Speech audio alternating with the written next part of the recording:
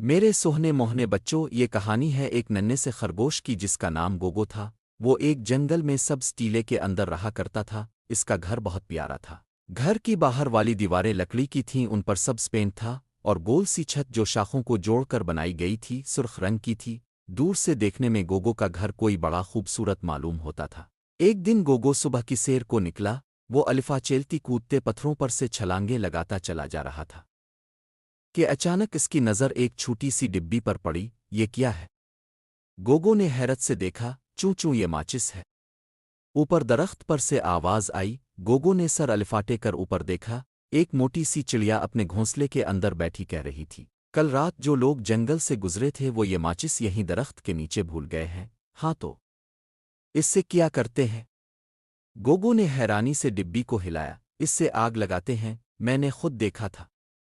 वो इसमें से एक छोटी सी लकड़ी को डिब्बी से रगड़ते हैं तो आग का शोला निकलता है। चिड़िया ने बताया। वो अब घोंसले से निकलकर सबसे नीचे वाली शाख पर आकर बैठ गई थी। मैं भी इससे चूल्हा जलाऊंगा और गाजर का सूप गर्म करूंगा। आहा, गोगो ने कहा और तेजी से छलांगे लगाता वापस चला गया। इसने चिड़िया की पूरी बात भी ना सुनी। गोगो जब घर आया तो उसकी उम्मी घर पर नहीं थी। वो हर रोज की तरह गाजरें लेने भालू मियाँ की दुकान पर गई हुई थी। गोगो खरगोश किचन में आया। उसने एक छोटी सी देगची चूल्हे पर रखी। इसमें कल का बचा हुआ सूप था। गोगो ने माचिस में से एक स्टिक निकाली और इसे चूल्हे के करीब किया, लेकिन ये किया चूल्हा तो आग पकड़ ही नहीं रहा था। स्टिक पर लगी हुई आग गोगो के हाथ पर लगने लगी तो उसने घबरा कर स्टिक खिड़की से बाहर फेंक दी। फिर इसने दूसरी स्टिक निकाली, फिर तीसरी, चौथी, लेकिन चूल्हा किसी तरह भी आग नहीं पकड़ रहा था। गोगो आग लगी हुई स्टिक्स खिड़की से बाहर फेंकता रहा। थोड़ी देर बाद दरवाजे पर दस्तक हुई। गोगो ने दरवाज़ा खोला।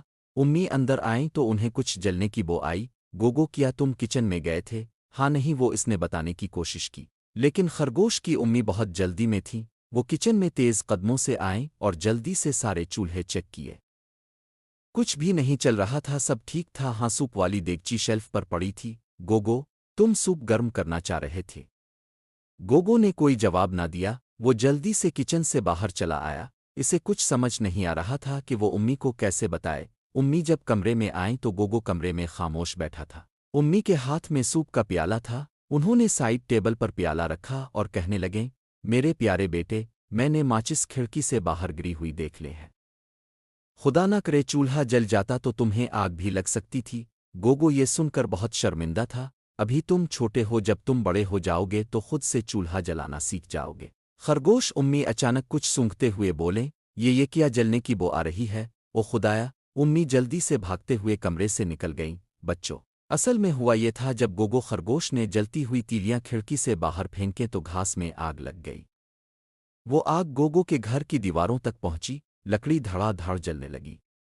हेलो, हेलो, जल्दी पहुंची हाथी मियाँ। गोगो की उम्मी हाथी मियाँ को फ़ोन कर चुकी थी। हाथी मियाँ, जो जंगल के फायर ब्रिगेड थे, अपने कई साथियों के साथ गोगो के घर के बाहर पहुंच गए। वो अपनी सूंडोहे में तालाब का बहुत सारा पानी भर कर लाए थे।